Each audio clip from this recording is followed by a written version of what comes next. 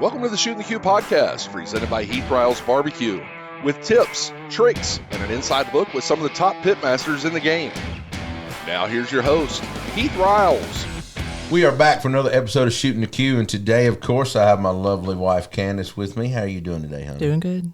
And we have a very special guest from our very own home state of Mississippi, Mr. Wes Garrett. How are you doing today? Doing well, man. Appreciate you guys having me on. Man, you know, you're almost like a magical figure in Mississippi, you know. You just roll around, travel around. You're always on the road cooking. Oh, man, that's we have fun doing it. You know, we enjoy it. We're not going to get rich doing it.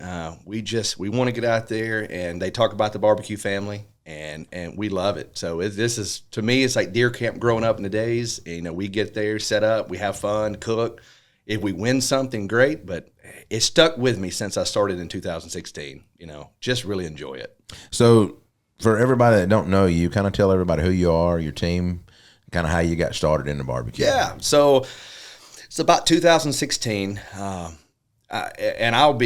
you'll probably hear this, if you ask 40 people, you get 35 the same answers. That was when barbecue Pitmasters was really big, you know, and we're sitting around, me and the wife, we go to bed, we watch TV before we go to sleep, we're watching Pitmasters, and at that time I was like, you know, I still am competitive. I can't run a post pattern like I could in high school, but I want those little trophies too. And I'm sitting here thinking, if they can do this, I can do that, you know. And I didn't have but like a cheap smoker that I got at Academy.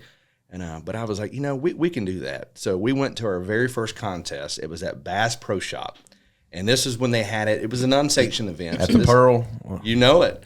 So we went there, and they had us it was a weekend event. So you would go there, and you would cook 2 meats one day, 2 the next. And it was just camping in the back of Bass Pro Shop all weekend.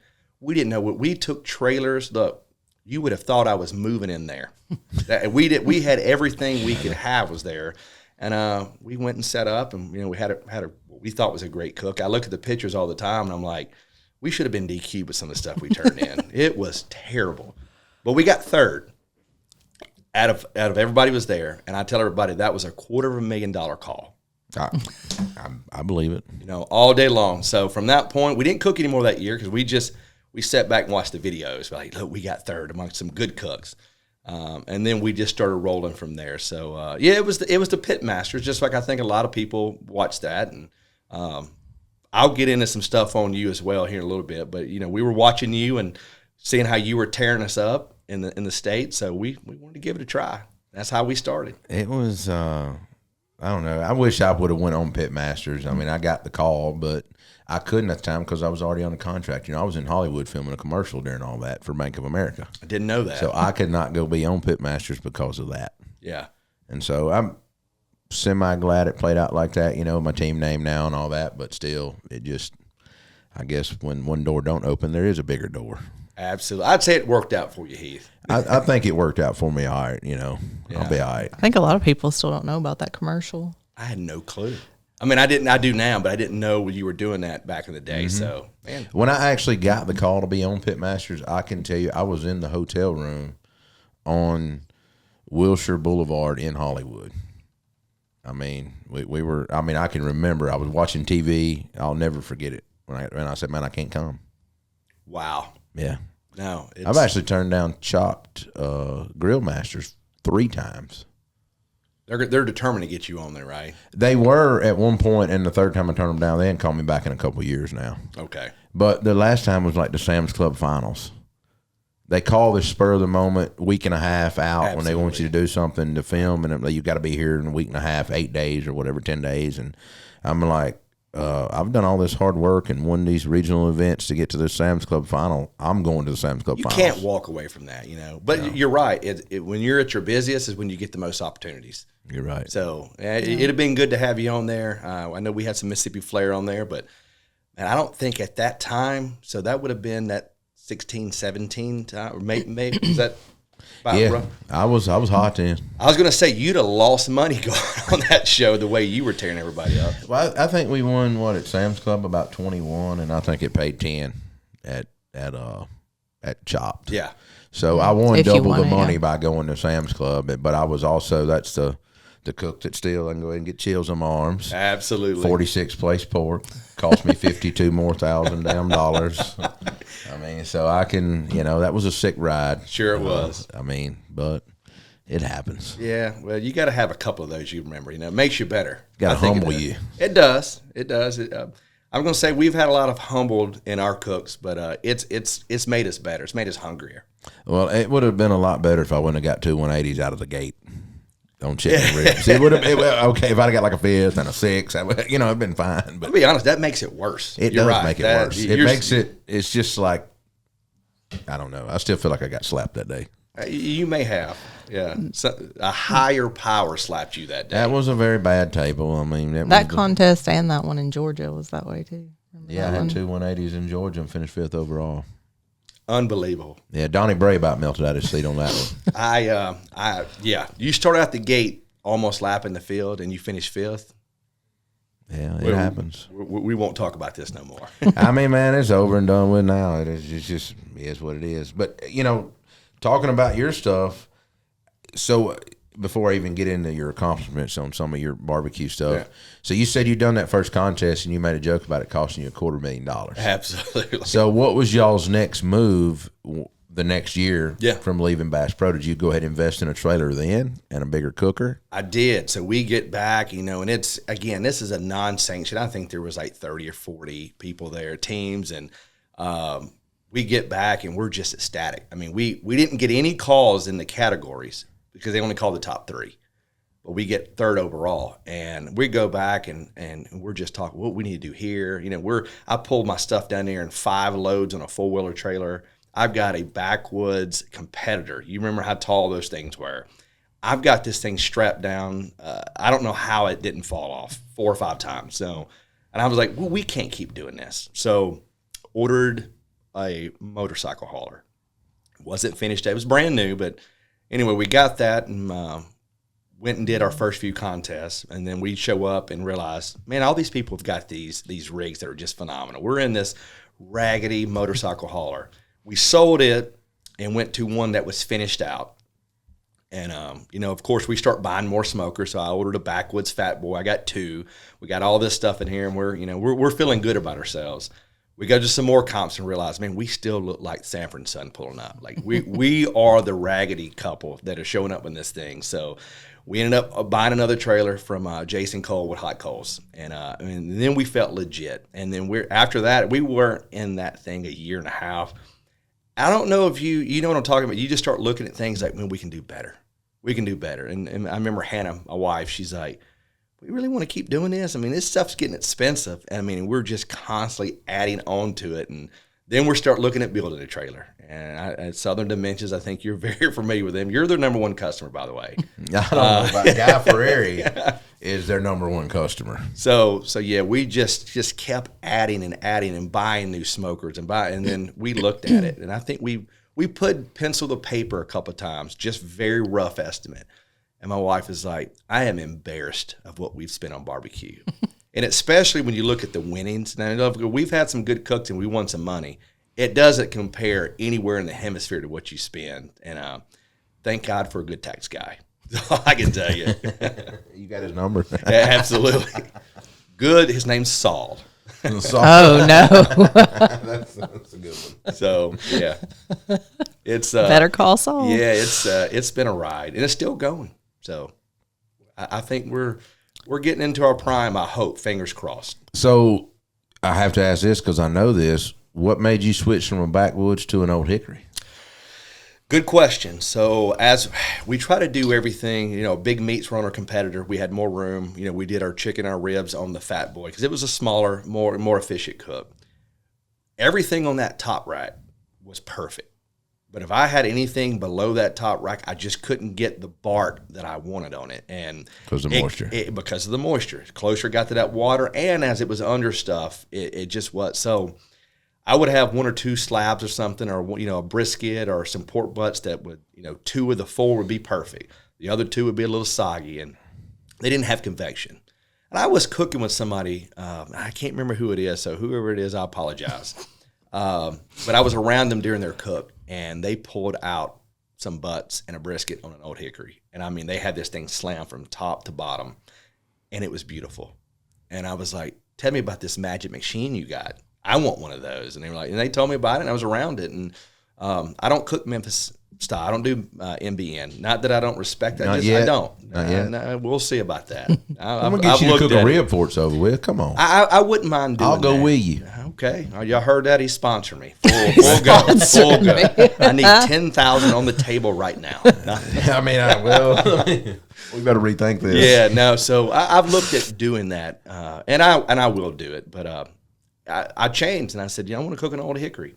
And I went ahead and bought one, would ever cook it on it, put it in my trailer. Let me tell you, Heath, I was loading and unloading an old Hickory out of a motorcycle trailer for a year.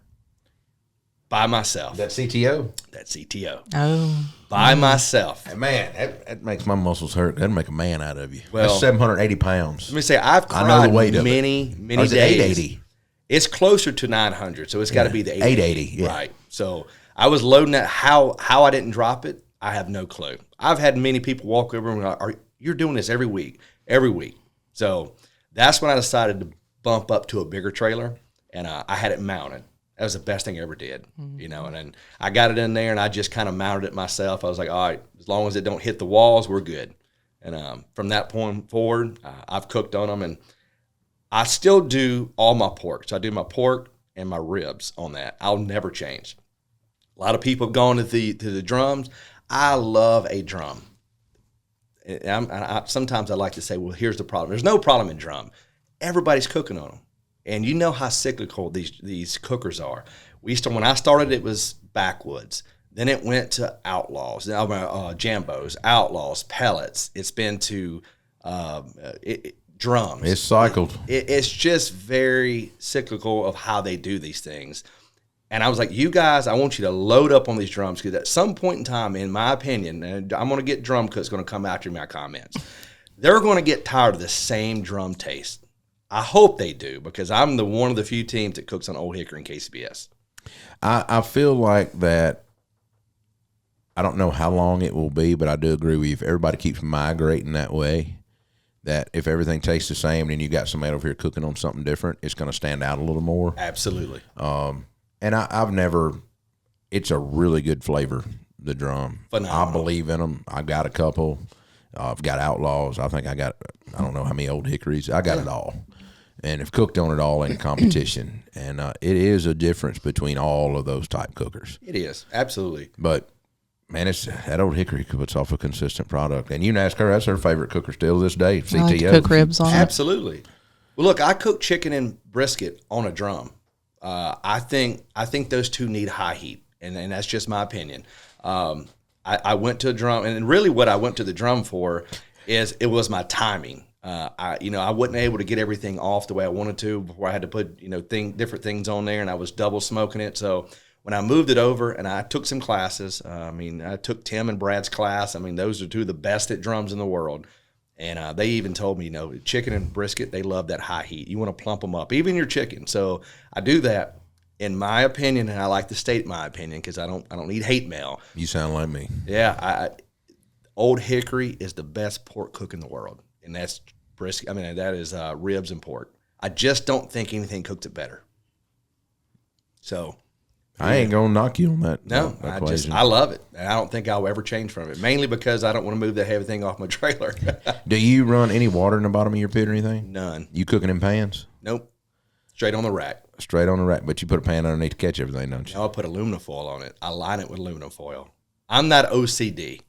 I'm the guy that it's Wes, I seen your trailer. You can eat out of it right now, off the floor right now. I bet. That is a curse, and it's not a blessing, because I wake up sometimes thinking about what do I need to wipe down. Have you ever seen the inside of his trailer? No. No, it's he's OCD. I'm bad OCD. So we've had that Old Hickory for 4 years. It looks better than my brand new one. So what I do is I'll take the racks out before every cook, and I line the insides of it with aluminum foil, and I pat. It looks like it's part of it. So when I'm done cooking, instead of having to scrape everything, I just fold it down and put it in the ball and throw it away. It looks still brand new in the bottom. Nothing wrong with that. No, that's what I do. So, but it allows me to cook straight on the rack. So, I don't have to worry about, I can get good airflow, get good bark on everything. And, it's been good.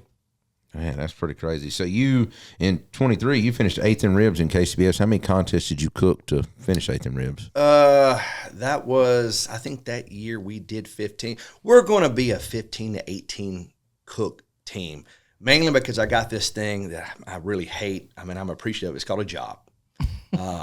And that keeps me pretty busy. But, what we do every year is we cook 10 no matter what. At 10, we say we got to win to stay in. We got to start collecting check. I'm never going to put my family in financial difficulties because I want to go out and burn meat, and get a bowling trophy. At 10, we'll look and say, hey, have we made any money? We done anything? We'll keep pushing. At 15, we'll look, we'll reevaluate. We'll cook. We get invited to some invitationals. We'll go cook them. But 25, 30, I don't think we'd want to do that. I personally don't think it's fun. It's not. It's y'all have been out there and seen it. It gets monotonous after 15. You're like, oh, we got to come. I mean, there has been times, Wes, where I have run and run and run. I think the most I've done in a row is 19 in a row. I couldn't do it. We've got 5 coming up. I don't know. In a row. I used to do 5 all the time. I'm thinking in a row, we go to Sevierville, then we do the double in Lebanon for the KCBS Worlds, then we go to Covington, then we go to Wynn, Arkansas. So 5 cooks counting the double. And I'm already going. Wow, you all up here. You going to pull your trailer back and forth home? No. You got somewhere to leave it? Yeah, I was going to call you about that. All right. Well, after the show. I got you, bro. I got multiple places. I needed to hook you first. And then you want it covered? And I need it washed. I'm going to need it. Can I plug it in? There's a fee for all that shit, but we got you covered. I got a sponsor that I just landed about 10 minutes ago. Well, he can hook you up. So yeah, I am going to keep it up. It'll keep about, I looked at it. If I keep it in Tennessee and just go across, it'll save me 14-hour drive time on my trailer. And that's just beating and banging. You know how they get beat up. Yeah, and you can drive a little faster without it, unless you're me. A lot faster. Same speed all the time, no matter what. So yeah, we're just gonna go from East Tennessee to West Arkansas, all in a month's time and cook. So you stay on the road a lot, though. You don't go home, right? It depends on what it is. Like we'll be in Sevierville, we'll stay there, kind of make a barbecue vacation out of it. Go into Gatlinburg, then we'll transfer over to Lebanon, stay there for Memorial Day. I'll drop my trailer, and we'll go home and try to wash clothes and make sure plants ain't dead. Yeah. And go from there. But yeah, but my job, I'm outside sales as well, so I'm on the road all the time. So you're in the auto parts? I am. A lot of people like to call me Tommy Callahan. Tommy Callahan. Yeah. I've been in the automotive aftermarket sector of sales for about 17 years. So I peddle auto parts to distributors throughout the country. Right now I'm in filtration. I've been in filtration for a little bit now. Wow. I know. I've been trying to get you into barbecue. Yeah, we'll talk. For sure. So what is your favorite contest so far that y'all go to cook? Now you're going to make me piss some people off. I still like the Royal. The Royal is my favorite, and the reason why I say that is... Royal is a nice cook. It's a great cook because it is... You can see everybody there. And I'm not a big partier anymore. I'm 45 years old, man. I'm about 8 years away from my prime of having fun, but I enjoy going out there, sitting around a fire, having a couple of drinks and seeing everybody and enjoying watching them. But we have been able to go for years, and I never wanted to drive to Kansas City. I just couldn't. I was like, I'm not driving out to Kansas City to get my butt whooped by these guys. And one year we were sitting there, and my wife goes, we need to go cook the Royal at least one time. Just go out there to say it's on our resume. And I was like, you know what, you're right. Let's go do it. So went out there and cooked it, and we've cooked it 3 years in a row, and we've always had a good showing. And I am knocking on wood very lightly, but we've had a good showing every year we're out there. And we've had calls 2 years. Then 1 year we didn't get a call. We were 27th out of 587 teams, and they called the top 25. And we were tied for 24th. But it just the way it worked out. So we just like it. If you get on that stage, and last year we've been to the stage several times. There's a difference in there of getting to the stage and getting on the stage. Last year we got on the stage. See, I've never got on the stage. I've always got a call. You've been to the stage. Yeah, I've been to the stage. Every time I've been out there, I've been lucky with that. And it is a different feeling out there. Yeah. I mean, it is. I think the first time we went out there, what did I get in ribs? I don't think I wasn't there with you the first time you went.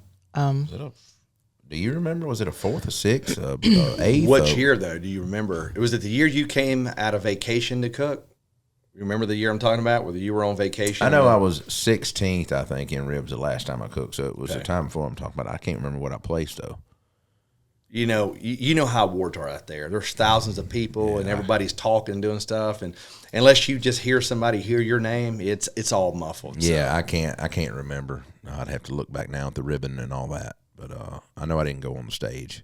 All that for a ribbon, right? The last time we were there was 21. Yeah, we cooked with Traeger. I was pregnant. Spur of the moment. That's how I remember. Going. That was the year. I was pregnant then. Yeah. It was hot. Yeah, you showed up, and I was like, "What's Heath doing here?" And you're like, "Man, I think you were on vacation or something." Well, no, I wasn't going to cook it because we weren't going to be able to come when we need to come. Well, then Traeger said, "Hey, we got 4 team spots. I want to make you a captain. Everything will be in the spot. You tell us what you need. You just show up and cook it." Right. And so they had some Traeger sitting there, and I'm like, well, hell, I'll give it a go on all pellet grills, whatever. I mean, I've done decent. I mean, I got sick. I was throwing up, and we drank. I mean, it was no, I didn't typical drink. Royal is what you're saying. Typical Royal, yeah.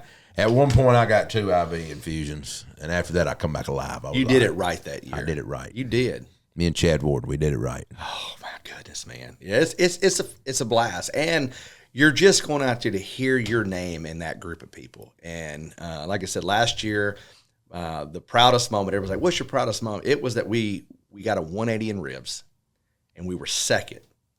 And it goes from the beautiful wood trophy on first to just a ribbon in second down. And our really good friend Jason Cole, who we actually were sitting with during awards, he hit a 180, but he beat me by I think it was 3 or 4 1,000ths of a point for that first place.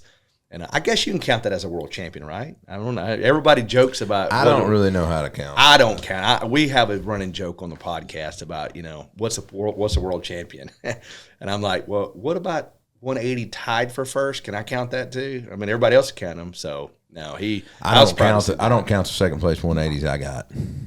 I don't. I do. So I don't do that. So because I had a brisket that's a jack, and I don't really count it. Really? Okay. Yeah. Travis got me for the flip. Whoever gets the first, it doesn't matter if it's a tiebreaker. That's the world champion. Yep. Yeah. So Travis got it, and and actually got me on sauce there too. I had a 180 at sauce, and he got the first one. I got the second. Well, the funny thing about it is I had watched awards at the Royal so much, and I knew it, but because we had got caught up on stage for second, my mind jumped to we're getting one of those beautiful wooden square trophies. And I remember getting up there, and I saw the trophies, and I'm so happy. And my then she hands you a ribbon. We get up there, and she hands it, and I go to grab it to pass it on to the guy behind me because I'm thinking, oh, let me give this poor sap a ribbon down here. And they're like, yeah, I look at it, and I'm like, oh dear God, I just get a ribbon out of all this. Let me get this picture. Yeah, and all these people, my good buddies over here holding it up, and takes 2 people to hold this trophy up, and I'm look down, I'm like, I could put this in my pocket. It was fun, though. Well, if not the Royal, as far as a big contest, what would other be your local contests that y'all like the best? It's going to be Smoke on the Shores in Lebanon, Tennessee. Absolutely. Because it's so well ran. I don't know if you guys have cooked it. Have y'all been there? I haven't, but man, I have sure heard that, and I know Jason and them run a world-class event. Best in the business. Now, I will say a very close second. And I mean, it is very close. It's Sevierville, Tennessee. If you never cooked that one, right in the heart of Dolly Parton's hometown, and it's a bluegrass festival they have there. They'll have 40,000 people. The little town is beautiful, but it ain't no bigger than this parking lot you got out here. And they put 30 teams is all they can have in there. And you're parked in there like Bristol Motor Speedway. Have you ever watched NASCAR? I mean, they're tight. You open your door, you're walking in somebody's trailer. I mean, but it is absolutely phenomenal. And all the stuff they have for people there, it's very well ran, but that's 1 and 1A. It's going to be Lebanon, Tennessee, and Sevierville, Tennessee. Wow. By far. But I've never been to some of these other ones. I see the banjos and fiddles you guys got. I've never done Galax. That's on the bucket list. Galax is a great contest, and you've probably heard me say it 10,000 times. You need to go to Illinois to praise your Lord, to praise the Lord. I was signed up this year. Actually brought people with me. My good friends Dave and Joel with Heath and Candace. I was like, hey, let's go. Here's what we're going to do. We're going to the Royal. It's the weekend before. Let's go up and cook. Praise the Lord. I've seen everybody do it. I wanted one of those glass apples that everybody, craves and they want them. All right, I get a call. I get a customer's having a last-minute little function. I get caught into it, so I couldn't do it. So I actually drove to St. Louis, parked my trailer, got on a flight, flew into Cleveland, Ohio, did the show. Did the vendor show, flew back and I landed as awards were happening, and then got in the truck the next day and we drove to Kansas City. So couldn't do it. Still haven't done it. Man, so you gonna sign up this year? Planning on doing it this year. We can't go this year. I'm going with. I'm going to be in Canada. You say that, but that's a good thing, man. It is. It is. My best friend's getting married, so I can't complain. I've never been to Canada, and so may not come back, man. It's duck beautiful. season happens to open that week up there. Yeah. It's kind of crazy the way it opens that week. Right. Happen to have a friend gonna be up there 3 hours away hunting, so we logistical wise, Wes, I am trying to figure that out. One of your suitcases may be about the size of a shotgun, right? I can. They got guns. Okay. Yeah. We can ship shells up. There you go. Yeah, it ain't no big deal on that. But now I might have to carry some waders. I hear you don't want to take your own guns into Canada. Yeah. Heard a recent story from a friend about May not get it's it not a back. good idea. Might land you in jail. That's what I heard if you have it with you. You ain't been 1 or 2 times. You're not living right, Heath. Well, I guess I'm living right. There you go. Usually, though, when I've been, I never went anywhere. I went in the front door and out the back door. Right. I never seen anything else. I mean, it was one of those kind of things. We need to get you out of this situation. And Well, if you're not slept on one of those rails yet, you're not living right. no, I ain't done that. My brother did. I didn't. He got enough done for both of us. But that's a different show. We'll talk about that later. Well, I have to ask us about competition barbecue. What do you say is your best category, and what do you say is your worst category? That's a really good question, and you know how fluid this stuff is. I'll talk about when I first started. When I first started, I could not get a brisket call, which was obviously, I think that's going to be your toughest category. And in my opinion on this, it was because we kept it simple. We didn't know what we were doing, so we kept it simple, and we just cooked the hell out of it, and it was tender and it was good. As I tried to change and get calls in other of these categories, I really kind of let that go. And then, look, there is a thing of getting too much barbecue information, and it gets cluttered in your head, and you start thinking, well, they're doing this, maybe if I do this. So brisket was, to answer your question. Then it changed. Then I started practicing on the pork and the ribs, and I got very good in that. It's going to be a tie between ribs and pork. I'll have a run of really good rib cooks, and then my pork is not far behind, and then it'll kind of change. My worst category now for the last 2 years minimum has been brisket.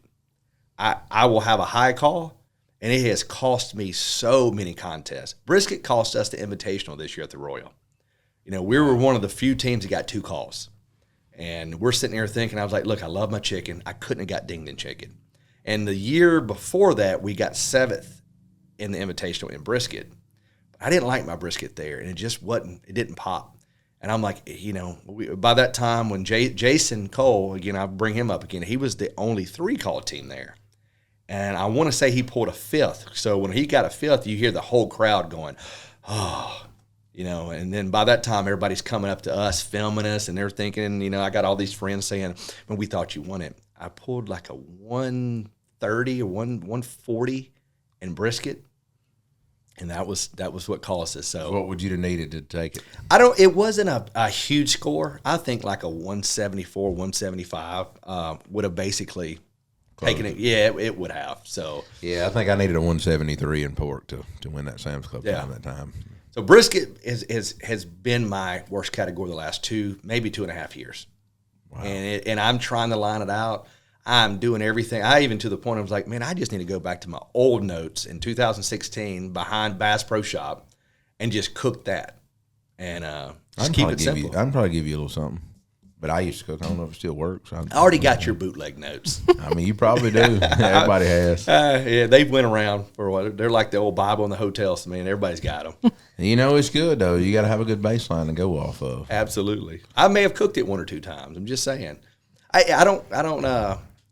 I wouldn't say that I'm terrible at it. It's cost me, Yeah. You got to have about a 173 average nowadays. I would say 174 used to be what I would shoot for. If you can get 174 and above in every category, then you're going to do very well. Absolutely. I think it was Darren Worth that said that. I think he was like, you want to average at 174. Yeah. You got to. It was, I went on a tear there. What did I win? I think I cooked 10 KCBS and won 5 of them or something. We call that the reign of terror back in the day. When I got in there, you had I've said this a lot, so I'm not just saying this because I'm on your show right now. You had a reign of terror when I came in, that it was everywhere you came, we were just shooting for RGC. And then you quit, and we rejoiced. It was, I went about 3 years in a row. I think I won, well, it was 4 years. I won 7 contests. I won 9 contests. I won 12 contests, and then I won 11 contests in a row. And so that many contests in several years in a row, it was pretty crazy. Right. Yeah, that last year that I cooked hard, I think we cooked 35 and I won 15. So that's a hell of a winning record. Look, legends in this field, and I could be off a few percentage points. I think it's 20 to 25%. If you win that, you're considered a legend. If you have a winning percentage of that. I mean, you're not going to win 80% of your contests. You're just not. I mean, if you're winning 1 out of 4, that is legendary material. I don't don't even know what my stats would be like that. I don't know. You go back and you humble yourself. Look, we look at it, but yeah, think about that. 1 out of every 4, that's the best of the best. That's their clip. 1 out of 4. I'll make sure I'm not telling you this wrong. I think we went like 9 first place shoulders in a row one time. It was that or more, to be honest. It was 9 or 10. It was a they lot. just run together, don't they? Yeah, they do for me. He's way better at remembering I used to write it all down. specifics. I'm not. I've got a note somewhere. I tracked it, every contest, everything. We go back and write it down and do it. And that's how I kept the number. I know the total numbers is like 76 right now on grands. Wow. But yeah, that's good, man. That's a hell of a clip. Now, Candace, do you help out with him, or do you just? I used to. She used to a lot. I mean, he, like you said, he doesn't really cook that much anymore. Right. The ones that we do cook, South Haven, Memphis, and May. That's really it nowadays. It. I'm always. She would cook the ribs. I trained her to cook the ribs when I was still doing on the old Hickory.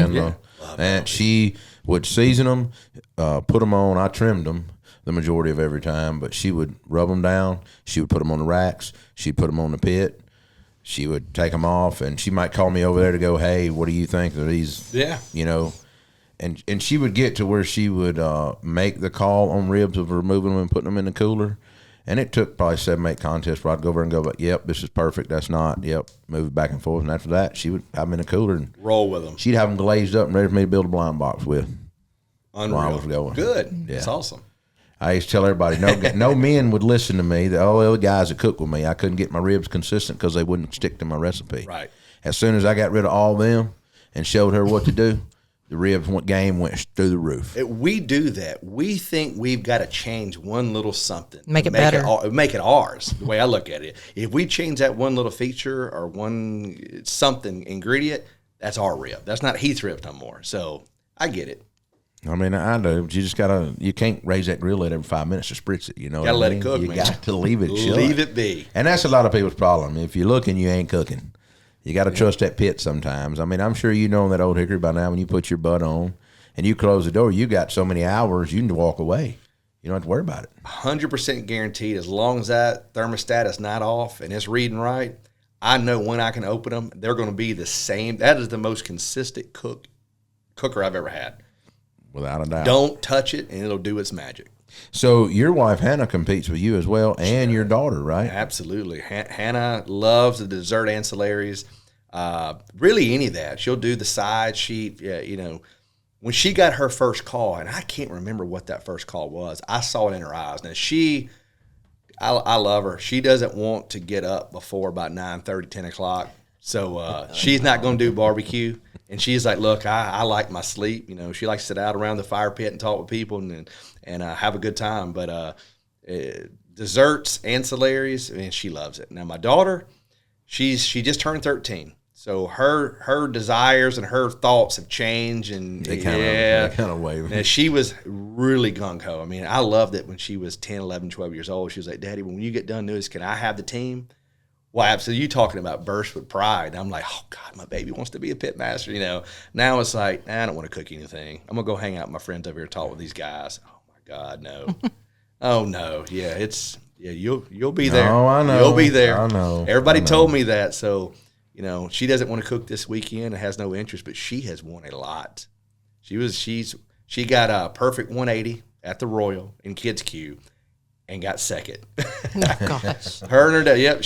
When I got that last year, she was like, "How's it feel to be on that stage, get reserve on the category?" And but her good friend won it. But a lot of burger competitions, a lot of steak stuff, and she even wanted to do steak class. She wanted me to sign her up for a professional SCA class. And that, just like I said, 13 years old, it was like a light switch. I'm good, Dad. I'll tell you when I want to cook. Okay. All right. Well, she ain't cooked stuff since. going on. So I mean, I get it. Well, that's the same way Candace used to do the desserts and all that kind of stuff and really enjoy that. And she got to where she was doing cheesecakes. And we went to Nashville Got a that lot of time. And you done 180s. that goo pie. Oh, that sounds good. So that was one of Randall's contests, and it was like it was supposed to be a Nashville themed dessert or something. So yeah, I made like a homemade goo cluster pie, and I won a golden ticket actually to the World Food Championship, but did not end up. She entered to go do dessert at the World Food then Championship. I think that's when I got into nursing school, Right. and you can't just tell them to hold on while you go cook a dessert contest. Yeah, guys, so, let's hold tight. We're going to pause this. I'm going to go cook right yeah, quick. it didn't work How'd that way. that- So, How'd that work out for you? Where you at now? well, I have 2 degrees in nursing, but I don't currently use them. And she owns Heath Riles, and you better remember that. She does. She does. She's the HR department here. That's Human resources. That's what my wife does, matter of fact. She's in HR. So, yep, don't mess with those ladies. Yeah, they're mean sometimes. They're very mean. So you also helped produce the podcast with Bill Purvis on Chicken Fried, or Chicken Fried. Chicken fried with chicken fried. Yeah, man. Chicken Fried with Chicken Fried. So how do you like being on the show and kind of in the background and doing that kind of stuff? Man, I love it. And we were talking earlier, but, you know, he reached out, and again, what can you say about Bill Purvis? Bill Purvis is probably the most liked guy in barbecue. And it doesn't hurt that he's one of the winningest guys in barbecue as well. Guy will help anybody, just a very, very good human being. And Phil Breeden, I mean, he's turning into a legend, especially a Texas legend. I mean, the guy, he's awesome. He wins. So he reached out and said, we're going to do a podcast. I'm going to have, you know, obviously Bill. He goes, I'm going to bring on Phil. I want you to be my producer. And I'm like, man, what? I don't know what to do on this producer. He's like, man, I just need you to sign. You're kind of the guy that's going to help us connect with the KCBS side of things. Because we want to have a Texas show, but we want to incorporate everybody. And I was like, I can do that. A couple of episodes went into it. You know, we like to have fun and joke. And the whole show is built around kind of that drive time home conversation. Because y'all both know, and you've had to listen to him, on that drive home, whether it goes really well or it goes bad, you're going to talk for 90% of the way home. And you're going to talk about, what did you do? How'd you did this? What do you think you could have done better? That's what the show is after. And that's what it's about. So we have a good time, you know, and it has morphed into other things. And it seems like every episode, because we just had episode 14, technically 15, because we did a pilot episode. And I want to say every 2 to 3 episodes, it'll change directions. And we like that. We enjoy it. So I've tried to become a better producer just because I want to be a part of it. And I like to stay in the background a little bit. You know, there don't need to be 3 hosts. There needs to be 2. But I'll come in and say some things. And we keep it very lighthearted. And that's the way we want to be. It was a good show. I went on it, and you wasn't there that night. You were on vacation, and it was a good show. I had a really good time. They couldn't have 2 Mississippi legends on it once, man. Yeah, they couldn't. They couldn't. I handle use it. legend for me very loosely. I'm not a legend either. I wear Hanes and Levi's. Yeah. I'm just a legend in my own mind. And you got to give yourself some credit. But again, I'm not going to do that on camera. You got a lot of people in barbecue in this state. Well, I mean, I don't know. I'm just lucky to be doing what I'm doing for a living. That's what I like to say. Because if you would have told me 20 years ago I'd be doing this, I'd have said, no, that's no. No way, right? Yeah, no way. I still don't know how I wound up here today. Yeah, I was going to say, y'all both ever just sit back and go, 7, 8 years ago, we were here, and now we're here, and just in awe. I mean, very different. Every day, it takes a new turn, like you said. Still growing, though, man. That's exciting. Still growing, and it's a lot of headaches, and it's a lot of stressful moments, and a lot of moving parts. And a lot of people don't see that in this business world. I mean, we come from the competition side, and a lot of people still follow me for that. But moving product like now and trying to market, a business like we do and build a brand and continue on in the big box as we go on and out there and doing weekly videos and doing this podcast weekly. It is a lot of moving parts that has to stay connected to make it work. Has to, man. And I really didn't know I was getting into all that. And now you always hear entrepreneurs talk about they work harder for themselves than they do for anything they've ever done. And I believe it. I've never worked the amount of hours that I work now or the workload that I have. I've never had to manage that. Yeah. And probably make less money in some situations. If you look at it per hour, yeah, you probably make about $12 an hour. Yeah. But all the time I might make 14. Right, maybe. So instead of working with a man, you got your time slot, and when you clocked out, you were done. I know. There is no clocking out with what you two are doing right now. Well, previously, I was in the beer business, so I really just kept unclocked all the time before. I mean, you know, we might be drinking at noon and 1 o'clock. I mean, it was just. I mean, that's not true. And there's the 1 a.m. phone calls that came too. We're out of beer. Yeah. What are you doing? I'm trying to sleep. I need you to come bring us a beer. He was over Bill Street. So I'm going to tell you, man, back in the day, Silky Sullivan's, I mean, I'm sure you partied at Silky's back in the day at some point. That makes my stomach hurt, to be honest with you. But when you could, if you've ever partied there and been to Silky's, and we would actually, all they would hold was right at 400 kegs in the cooler and everywhere throughout the building. Unbelievable. But when you load him up at noon to 1 o'clock, and then he's calling you at 7 going, I'm out. I need another truck. I mean, what are you?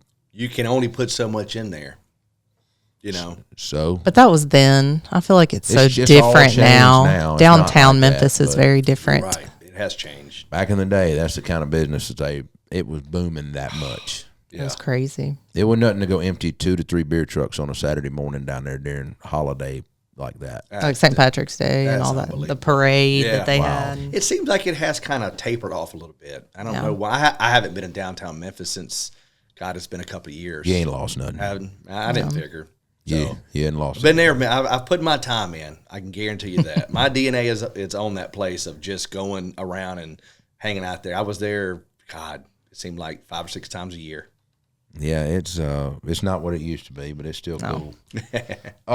So moving on from the podcast, you're also a part of the Royal Oak team, as I am. Very proud of that.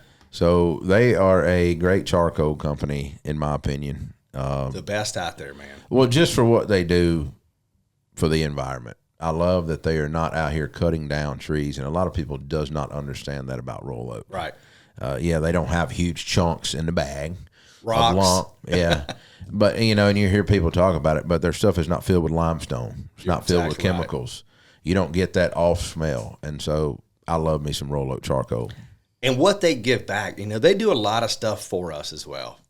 They're as a partner, as a sponsor, I mean, the invitational, I get, that's just fun. That's something to shoot for. That's that carrot out there for us cooks to try to shoot to get into. And you've been to it, you've judged it, and man, that thing is awesome. It is. It is. They put on a classy event. It don't cost you any money, and to feed you like they feed you, and the prize money, and supply the meat, and the unbelievable. I mean, and they wish that they could invite every team. You just can't get them in there. They can't get them in there. There's no way. It is tight, but when you go to that, we were there last year. You are in a hornet's nest of cooks, and I mean, you're talking some of the best in this country. And you think it's an invitational, we're just here having fun. Man, that is a tough field. It really is. And I like how they keep it level by giving everybody, the same meats and all that. Absolutely. And that's smart, honestly. You go over there and you say, hey, I can take care. You just got to get there. You won't go hungry. I've seen that. You will not go hungry. And the scenery is good. It's beautiful. It's very pretty. It is beautiful. So no, I love that. They're a good partner, and I think they oversupply us, and that's a good thing. I mean, you get charcoal. You're never going to run out of charcoal. They give you all the new things they come out with. Those little flame sabers they got. Those are those things work great. I've been using mine to torch with and everything else. We do the same thing. I got people trying to take them from us. Can we give me some of that? No, you can go get your own. That's exactly right. Great product. Which one of their charcoals do you run in your cooker all the time? Just lump. Just lump. I only run lump. I have found that when you're using just lump in the old Hickory, and obviously I'm using that in the drums as well, it's cleaner, burns more stable, you have less ash. Matter of fact, I don't have a lot of ash with Royal Oak, which it just burns so clean and thorough. So I only load up. That's what I order. I don't order any of this. Now, they'll throw some of the supersized stuff on there, which I'll use at the house. Supersized. I do too. They don't seem to produce a lot of ash. No, I they ran some don't. in my drum the other day to test I out. haven't ran in any of my cooked stuff. Now I grill with it. I love grilling with it, and it doesn't produce the ash that I thought it would. But on the cooked stuff, it's just lump across the board. I'll be.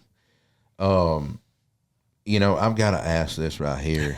You've had some mishaps. Tell us about these trailer floods you've had. Let's just say I'm glad that when Tracy over at Southern Dimensions built our trailers, he puts that rubber coin flooring all the way across. And I learned It's hard to clean, though. it is very hard to clean. And if you find something that leaves like a nice shine on it, please let me know. Because I mop that trailer every week, and I can't get it. But I found out from talking to him, he's like, man, before we build anything, we roll it from one end to the other, side to side. He goes, so if you have any floods, it basically just goes to the side and goes down. If it wasn't for that, I probably would have totaled that trailer. So first time we get it first cooked, we're in Gaston, Alabama. And the way it was plumbed with the little valve inside, we didn't know that it had, they have to put smaller tanks on these things because of the way the underbelly is. I think it's 15 gallons, and we're doing stuff, and we're washing dishes, and next thing you know, of course it fills up where it's going. It's going up I leave to go talk to some people. As some people say, I'm out politicking. I'm talking, and all of a sudden my wife calls, you got to get back. From about 200 yards away, all I see is water coming out the sides of this thing. And I'm like, you're kidding me. We flooded everything in this trailer to the bedroom. And I'm going to tell you, within 2 hours of just putting a fan in there, it was completely dry. And that's when I called Tracy. He was like, you're good. Rubber coin. I was like, oh, great. We went out to I was cooking in Jonesboro, Arkansas. There's the next flooding. And we're sitting there, and I went to where they had me was so far away from turn-ins. I literally had to Uber to turn in. That's how bad it was. I'm sitting there at the police station, and that's where they had us. And they didn't have the water pressure was really bad. So I said, I'll fill up the tank. I go to fill up the tank, and I had some people come over talking to me. You know where this is going. I've done it. Just We've what done you're that. talking about, I've done it. Yep. So it's sitting under, but I have an 80-gallon tank underneath one of the beds. Mm-hmm. And I'm talking, and all of a sudden, I just hear water. And I look up, and look, I am 45 minutes from chicken turn-in. I still got stuff about to come off. And I would rather disqualify myself from a cook-off than have anything nasty. Or if I spill something, I won't turn it. I'm gonna clean it up. I can't work around nastiness. So Drew Davis happened to be walking by. I heard the water. I left my drum lid off, and he come by and said, "Hey, well," he opened the door and he was like, "You're having a problem, right?" And I was like, "Yes, I am." He's like, "Well, your drum lid's off and you're about 1,000 degrees." And I was like, "Oh my!" Run out there and do that. Within 45 minutes, I had all that water up and cleaned up and turned in chicken on time, and we GC'd the contest. So from that point forward, when I put all this out there, somebody was like, "Flood the Royal," and that was a tagline that started. And so from that point forward, I was like, I need to just spill some water, push something over, and we had another mishap, but it wasn't as bad. Well, I'm going to call Shane to have him hook the water hose up on the trailer right now down there and turn the valve on. We've never had a bad cook when we've had an accidental flood. We've never had a bad cook. And I've done the same thing you're talking about. Go stick the hose over in there. Yeah, we've done it more than once. And then you walk around the other end of the trailer, and I'm sure you got an access door. You can see how much it's almost full, and you think you're going to check it and go back around there, right? Yeah. Well, then somebody knocks on the trailer door, or you go outside and are still talking, and somebody else walks up, and you forget all about it. You don't think about it, and it's out of sight, out of mind.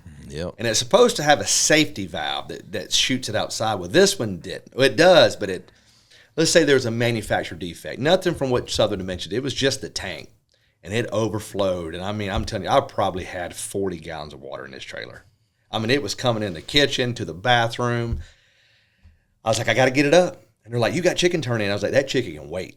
I'm getting this stuff up. And I'm like, all right. So I don't know how we made it happen, but we GC'd, and I think we put a lap on the field at that contest. We were 7:08, and the closest was like a 6:97. Wow. We killed it. I was like, maybe there is something into this, having bad luck and winning a contest, you know. Well, we've been there and done all that too. Oh, yeah. Wow. I don't wish it on anybody, but it did happen.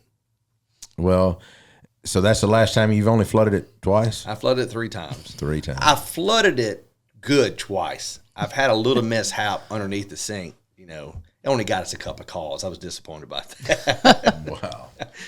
Wow. So, well, Wes, I could stand here and shoot the key with you all day long talking about barbecue and telling stories, because you're just like me. Cooking that many contests, you run into a lot of different, you know, stories and people and things that happens to you, and it's just kind of, I don't know. I'm sure you feel the same way, getting out and cooking barbecue and just hanging out. And like you said, I guess it's a good way to put it. I've never put it like that. But if you grew up in a deer camp or kind of a fishing camp or a group of guys that barbecue, you still search for that same camaraderie. That's it, man. And so being able to go to that barbecue, it kind of gives us middle-aged men that niche. And who don't want to win a trophy? Amongst your peers and your friends, you know. That's right. Absolutely. That's what we go for. We're just looking for that pride of people we respect and being able to finish ahead of them. You're not doing it in a mean way. We want to earn their respect. And that's really what got me in there, is I wanted to be someone when you pulled up. Look, we don't cook enough to be the best. We would shoot for that. We just don't. I just wanted to cook enough to say when we pull up, they go, he can win it. It's all I ever wanted. So that's why we do it. Well, you got that now. Well, we're happy with that, but we need to cook about 40 more times a year to run with the band. And we're just not going to do. We're not built that way. Well, I'd be an angry person if I got past about 25. It can get rough and get bad. I'm like Stella. I just want to find my groove again. Right. I mean, that's it. That's what I like. You miss too much of your life doing that. You really do. You have to. I mean, clearly we did it for a reason. It got us where we are today. Yes. But we did miss a lot along the way. Friends, weddings, you know, family events, birthdays. Yeah. I mean, there are things you give up to get to where you're at. But I think anything, if you don't make certain sacrifices at certain times in your life, you're always going to guess those what ifs. Yep, you're exactly that's true right. as well. You wouldn't take anything back the way it worked out. No. You couldn't. Well, I'm a risk taker. Yeah, you have to be. As a business owner, you absolutely have to be a risk taker. And again, sometimes it works out, sometimes it doesn't. But I would rather do that than sit at home going, what if we'd have done this? Yep. You know. I know a bunch of them around here still go, what if? Right. I do it a lot myself. Well, Wes, thank you for coming on the show. Tell everybody where they can find you at, with your social channels and everything like that. Absolutely. Connect with you. Check us out on Piglitically and Correct Barbecue, the Facebook page. We're on Instagram. I believe we got a TikTok out there as well. We've loaded up with all kind of stuff. And Tuesday nights at 8 p.m. Central Time, you can check us out on Chicken Fried with Chicken Fried. Come on in, have a good time with us. We maybe have a shot with us. So, but check us out. And Wes Garrett on Facebook, you can hit us up as well. Yep, and his wife's a lot nicer to talk to than him. A lot better looking, and too. He's right about the Chicken Fried Show. You're right about that, too. That's on all of us. Absolutely. So, we'll see y'all next week on another episode of Shootin The Que. Thank you for tuning in to the Shootin The Que podcast. If you have any comments or suggestions for future episodes, please feel free to reach out to us on our social media channels or through our website. Don't forget to subscribe to our podcast on your favorite platform. Leave us a review if you enjoyed the show. Until next time, keep shooting the Que.